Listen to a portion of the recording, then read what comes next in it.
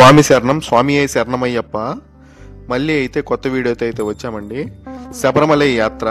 ఈ వీడియో అయితే ఫస్ట్ నుంచి లాస్ట్ దాకా కంటిన్యూస్గా చూడండి.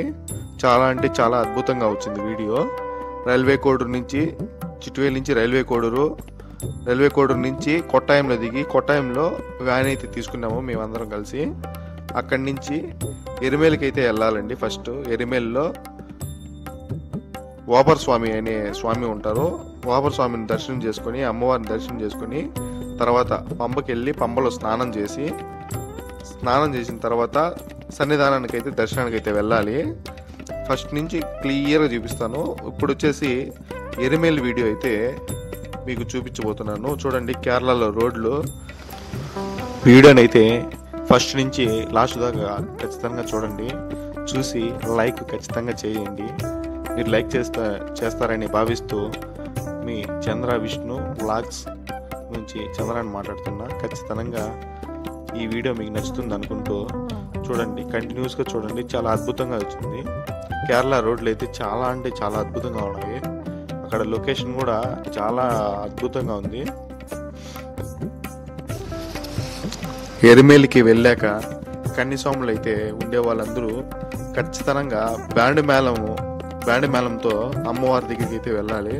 ఖచ్చితంగా బ్యాండ్ మేళం అయితే పెట్టుకోండి. చాలా అంటే చాలా చౌకగా దొరుకుతుంది బ్యాండ్ మేళం.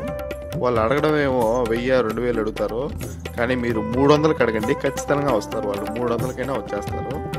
ఇది మటుకు ఖచ్చితంగా గుర్తుపెట్టుకుంటారని కోరుకుంటూ ఎరుమేలు అయితే వచ్చేసాము. చూడండి, లైట్ సెట్టింగ్స్ అంతా కూడా తెల్లవారుజామున అయితే మేము వచ్చాము అక్కడికి. నేనైతే కన్నిస్వామిని, ఖచ్చితంగా నేను కూడా బ్యాండ్ అయితే పెట్టుకున్నాను. మన ముందు వీడియోలో ఇరుముడు కట్టే విధానం అయితే క్లియర్గా ఉంది.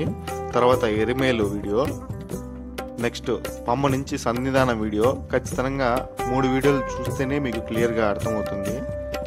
చూడండి, చాలా అంటే చాలా అద్భుతంగా తీశాను. చూడండి, బ్యాండ్ మేళంతో కన్నిస్వాముల్ని, గురుస్వాములు ఎంత బాగా తీసుకెళ్తున్నారో చూడండి. క్లియర్గా చూపిస్తాను. ఇక్కడి నుంచి నేను కూడా అలా వేషం వేసుకొని బ్యాండ్ మేళంతో అమ్మవారి దగ్గరికి వెళ్తాను. ఫస్ట్ వాపర్ స్వామి కాడికి వెళ్ళి మనం కోరికలు ఏంటో చెప్పుకొని, తర్వాత అక్కడ అమ్మవారి గుడికి వెళ్ళి అక్కడి నుంచి పంబ సన్నిధానం క్లియర్గా చూపిస్తాను. చూడండి, ఫస్ట్ టైం చూస్తున్న వాళ్ళైతే లైక్ చేసి, షేర్ చేసి, సబ్స్క్రైబ్ అయితే ఖచ్చితంగా చేసుకోండి. ఖచ్చితంగా సబ్స్క్రైబ్ చేసుకుంటే నెక్స్ట్ వీడియో కూడా వస్తుంది.